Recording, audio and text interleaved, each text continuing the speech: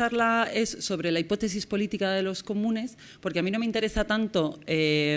discutir o hablar sobre cuáles son las características de la gestión tradicional de los recursos gestionados en colectivo mediante la organización, ¿no? que también lo perfilaré un poco para las que no estáis muy familiarizadas con la gestión de los bienes comunes, sino más bien qué sentido tiene aquí y ahora reivindicar esta figura de los comunes urbanos. Y entonces tiene una relevancia, la más obvia, ¿no? La primera, que es que de alguna manera hace una referencia directa a la modalidad del despojo que estamos sufriendo actualmente, es decir, tiene que ver directamente con cómo vamos a gestionar los recursos. Esto es lo que son los comunes. Los comunes es la gestión colectiva de los recursos colectivos. Por otra parte, tiene también que ver y entra de lleno en cuál es la estructura de la organización social, es decir, cómo queremos vivir juntas, cómo vamos a hacer nuestros mecanismos que son más democráticos, que son más igualitarios, en torno a los cuales organizamos las decisiones y organizamos las decisiones colectivas. Y, por último, tiene también que ver con la construcción de un horizonte de lucha, es decir, con la construcción de un imaginario. Y esto quiere decir en torno a cómo creemos que se puede y se debe hacer para conseguir una vida digna y libre. O sea, ¿qué es, frente a este escenario apocalíptico, qué es lo que vamos a hacer? Y empiezo por ahí porque creo que es esencial. O sea, es esencial pensar que frente a esta determinación de la catástrofe, frente a estos gráficos impecables que creo que es a partir del 2020 que ya no está a la vuelta atrás, o sea, si no se hace ninguna reducción, hay como una inevitabilidad de la catástrofe, esta sensación, digamos, de la emergencia, de la que no nos damos cuenta, pero que asumimos de una manera que nos hace pensar, además, que no hay nada que hacer. Esto, el otro día, Marina Garcés, la filósofa Marina Garcés, lo definía como una condición póstuma, un estado de emergencia y de excepción donde no hay nada que hacer. O sea, independientemente de lo que hagamos, va a haber un cambio climático de un modelo u otro porque hemos entrado en el antropoceno y ya no hay vuelta atrás, ¿no? Hay una inevitabilidad del cambio de modelo, pero esa inevitabilidad nos llega también a pensar en no hay nada que hacer. Y el análisis, que yo estoy completamente de acuerdo, que necesitamos un análisis pormenorizado, detallado y lo suficientemente operativo sobre la destrucción de las condiciones de vida que nos permita llevar una vida digna y libre, muchas veces lleva a una sensación de impotencia de aquí hay un gran conglomerado de las multinacionales del Z contra los que no se pueden hacer, no sé, los distintos escenarios, digamos, de sensación de impotencia y de sensación de da igual a quién votes porque total todo es lo mismo, da igual que en realidad o la capacidad de incidencia que puede tener que, no sé, recicles,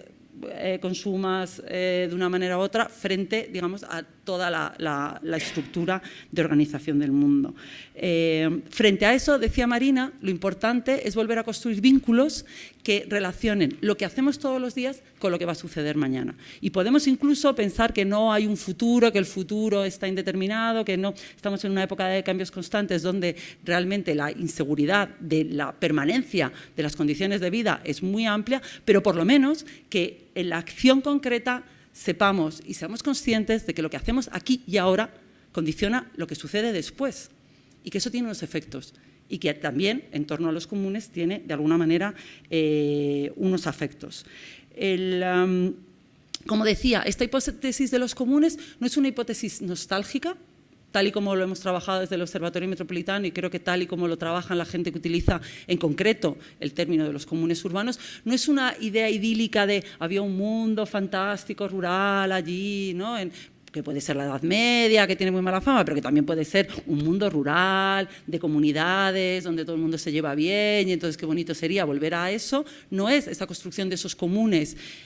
no es la nostalgia de aquello que hemos perdido y nos ha sido arrebatado y que queremos reconstruir, sino la conciencia de que en este nuevo ciclo de acumulación capitalista, financiera transnacional, estamos en una fase en la que una gran parte del nuevo ciclo de acumulación, o sea, de esa acumulación primitiva que no originaria, es decir, la acumulación primitiva que se va dando en cada uno de los ciclos de cambio del capitalismo, hay un ciclo específico en el que se está dando un cercamiento de las capacidades de reproducción social. Esto tiene que ver tanto con la crisis de cuidados, que comentaba Luis, tiene también que ver con el cercamiento y la protección de los recursos medioambientales de los que dependemos para vivir, hasta el punto, por ejemplo, que una cosa que podría ser tan, digamos, inevitablemente como de sentido común, que es un común, que es el aire o la capacidad de respirar el aire, pues hay un mercado, ¿no?, de venta y compra de emisiones de CO2 donde ha sido mercantilizado, es decir, el capitalismo financiero ha conseguido que se pueda comprar y vender la capacidad de que tú respires el oxígeno que necesitas para vivir. Entonces, todo ese ciclo, o sea, el análisis de todo ese ciclo de acumulación es, creo, una de las bases de este creciente interés por los comunes urbanos, por los comunes generales, por los comunes urbanos. El tema de los comunes ha estado presente en muchísimos encuentros, seminarios, en partes muy importantes incluso de la producción cultural. Yo soy arquitecta, hace 6 años creo que fue, la Bienal de Arquitectura de Venecia se llama Common Ground. O sea, el hecho de reconocer la importancia, la capacidad colectiva de organizar los recursos de todas está ahí, y es curioso que en 1990 es el año en el que Elinor Ostrom, a la que le dieron el equivalente al Premio Nobel de Economía por su trabajo precisamente sobre las instituciones de acción colectiva, publica el trabajo más importante, digamos, central de su obra, que es Governing the Commons, y ese mismo año un colectivo de intelectuales de origen, análisis más bien marxista, de Estados Unidos, que se llama Midnight Notes Collective, publican su número que se llama New Enclosures. La gobernanza de los comunes, es decir, el interés por las instituciones de acción colectiva y el ingente análisis que llevó a cabo Elinor Ostrom y que también se llevó, luego continuó desde el Centro de Estudios de la Universidad de Indiana, que han estudiado decenas de miles de casos de gestión colectiva de recursos colectivos en torno a campos, bosques, acuíferos, pesquerías, etcétera, que le lleva a este reconocimiento de esto no es, digamos, una fracción minoritaria, utópica, donde nos podemos imaginar que todos nos llevamos bien y entonces entre todas tomamos decisiones, sino que hay estructuras que perduran en el tiempo y que han perdurado durante siglos, en algunos casos, famosamente la acequia de Valencia, pero también la gestión de ciertos bosques en Navarra, por no irnos demasiado lejos, ¿no? Va en paralelo con una gente que dice, bien, o sea, existe este análisis institucional, ¿no?, de la nueva economía sobre este tema, pero también hay unas cuestiones de cuáles son esos mecanismos, estos nuevos cercamientos. ¿En qué consisten los nuevos cercamientos? Esto, en el caso, por ejemplo, de España, en la última crisis, se entiende muy bien, es una de las cosas que apuntaba el Observatorio Metropolitano después del libro de Madrid, La suma de todos, y es cuando se llega al límite de la capacidad de acumulación de capital en la urbanización de la periferia en torno a la construcción masiva de casas, que ahí es donde estaba el capital, ese capital pasa a la privatización de los servicios públicos, o sea, la privatización de los servicios de reproducción social, ¿no?, de los recursos colectivos que permiten el sostenimiento de la vida, y a la privatización también y la explotación de cosas como el centro de las ciudades, que ahora también es, digamos, una de las líneas principales de debate en Madrid. Es decir, que lo que creamos entre todas, que es una ciudad con sus características, con su cultura, con su vida, me da igual, con su parque, con sus museos, con sus galerías, con lo que fuera, está siendo apropiada por mecanismos comerciales, ¿no?, que van retirando la vida de las calles, retirando la vida de los centros de la ciudad y quedándose con todo eso, que por una parte son recursos físicos, ¿no?, los meros edificios que ha construido, digamos, una cultura, pero que por otra parte también es toda una producción de imaginario. Por ejemplo, cuando Tribal hace su operación de marca en el barrio de Ballesta, de repente, al mismo tiempo que quería evitar que las prostitutas siguieran en la calle de la Ballesta, y de hecho intentó poner guardias de seguridad para que no pudiera entrar cierta gente, al mismo tiempo reclamaba el imaginario del Madrid canalla, y en uno de sus vídeos utilizaba la canción de Manu Chao sobre las trabajadoras del sexo para publicitar su mismo desarrollo, que además utilizaba a los grafiteros como creación de ese ambiente. Esa capacidad, ¿no?, o sea, el análisis, pensar cómo ese ciclo de acumulación se parte con recursos que son colectivos, que están gestionados de alguna manera, contribuidos por una gran cantidad de gente y que está siendo cercado, como los antiguos cercamientos de los campos aquellos que describe famosamente Marx en el tomo 1, pero que está volviendo a suceder. Y esa creo que es otra de las líneas que le da, digamos, relevancia a la hipótesis de los comunes en este momento. Una capacidad de análisis de lo que está sucediendo que pone en el centro qué tipo de recursos se estamos produciendo en colectivo y cómo se gestionan. En el análisis de los comunes de alguna manera se identifican canónicamente 3 elementos, que son un recurso que se gestiona en colectivo, la comunidad que gestiona dicho recurso y los modos de gestión de los que se dota la comunidad para gestionar ese recurso, y tradicionalmente una serie de características que también al hilo de lo que comentaba Luis, sería la sostenibilidad. Los recursos comunes se gestionan de manera que se sostengan en el tiempo, y de hecho para las siguientes generaciones, es decir, tú entiendes que tú tienes que vivir, pero también tus hijas tendrán que vivir, las hijas de tus hijas tendrán que vivir, o sea, tendrán que ser capaces de reproducir la vida en torno a esos recursos, con principios de universalidad. Esto no significa una universalidad, digamos, estatal, significa una universalidad dentro de la propia comunidad. Cualquiera perteneciente a la comunidad que gestiona ese recurso tiene que tener derecho al acceso al recurso de este que se trata. Cumple condiciones de democracia, es decir, todas las personas que pertenecen a esta comunidad tienen que ser capaces de decidir sobre los modos de gestión que se ha dado a la comunidad para gestionar el recurso. Y, por último, sería la inalienabilidad, es decir, el recurso no se puede privatizar. Los ejemplos más, digamos, utilizados normalmente de estos comunes, como decía, gran parte de los estudios de la escuela de Ostrom pues se dedican a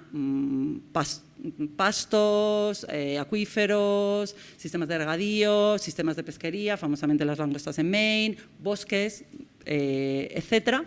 Pero luego también, y en torno a esa reflexión de qué es lo que estamos produciendo de forma colectiva, ha tenido una gran emergencia la idea de los comunes digitales. Los comunes digitales que tienen un grado de replicabilidad alto, digamos, un coste de replicabilidad bajo, en teoría, porque digamos, en los cálculos del coste de replicabilidad de los archivos digitales normalmente no se tienen en cuenta los impactos medioambientales que puede tener desde la extracción de coltán para los chips de los ordenadores hasta la refrigeración de los grandes servidores que hacen que una búsqueda en Google dure 0,3 segundos. O sea, todo eso no se tiene en cuenta en el cálculo, pero de cualquier manera se entiende que la producción de conocimiento, como famosamente dicen los hackers, pues normalmente no es un bien escaso. Es decir, que si yo tengo una manzana, tú no tienes ninguna manzana y yo te doy la manzana a ti, la manzana la tienes tú. Y tú tienes la manzana y yo ninguna manzana. Pero si yo tengo una idea y te la doy a ti, las dos tenemos esa idea. El conocimiento no se degrada porque más gente lo comparta. Los archivos digitales, en un principio, tampoco se degradan porque más gente lo comparta. Entonces, en torno a estas dos líneas, en torno a la línea de qué sucede con la producción de conocimiento, qué sucede con la producción digital y cómo esta abundancia de recursos produce comunidades. Un ejemplo paradigmático, la comunidad del software libre. Recuerdo que creo que son 9 de los 10 supercomputadores del mundo tienen software libre. No hay manera de hacer grandes estructuras de análisis de datos sin utilizar software libre, y probablemente también el 90% de los servidores de Internet, por ejemplo, del planeta tienen software libre. No utilizan software propietario, y el software libre es un software generado por comunidades que se organizan para generar una herramienta, un recurso concreto del que también dotan ciertos modos de gestión. Como decía, en torno a esta reflexión de qué sucede con los comunes tradicionales que podrían ser más tendencialmente materiales y los nuevos comunes más tendencialmente inmateriales, con todas sus los AZ, entra este tercer elemento, digamos, de qué sucede con los recursos colectivos que nos damos para la reproducción social y que, de alguna manera, han acabado en manos del Estado. ¿Qué sucede con la capacidad de acceder a servicio sanitario que te provee un cierto grado de salud? No toda, pero un cierto grado. ¿Qué sucede con el acceso a la educación que te provee también de un mecanismo, entre otras cosas, de acceso al conocimiento, ¿no? ¿Qué sucede con el acceso, decía antes, a los espacios libres y a todo este tema? Y aquí lo que hace es que los comunes, por otra parte, ponen en cuestión cuál es el modo institucional en el que nosotros nos estamos organizando. Y ahí a mí siempre me gusta señalar, y esto también lo ha dicho Luis, ¿no? Hay que tener protagonistas fuera de las instituciones.